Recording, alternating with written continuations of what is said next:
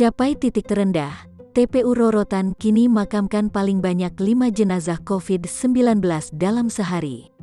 Tidak terlihat lagi antrean pemakaman jenazah pasien COVID-19 di tempat pemakaman umum, TPU Rorotan, Cilincing, Jakarta Utara. Lurah Rorotan Idam Mugabe mengatakan pekan ini hanya 5 makam yang terisi per harinya.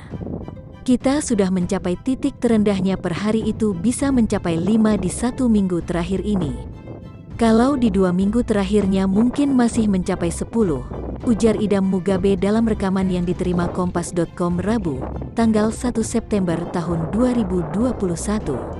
Padahal saat kasus COVID-19 di DKI Jakarta mengalami peningkatan pada Juli lalu, TPU Rorotan sempat dipenuhi dengan antrean jenazah. Adapun sebanyak 6.012 petak makam di TPU Rorotan sudah terisi. Berdasarkan data dari pengelola TPU Rorotan, per tanggal 30 Agustus kemarin kita mendapatkan data sudah mencapai 6.012 petak makam yang terisi di TPU Rorotan, kata Idam.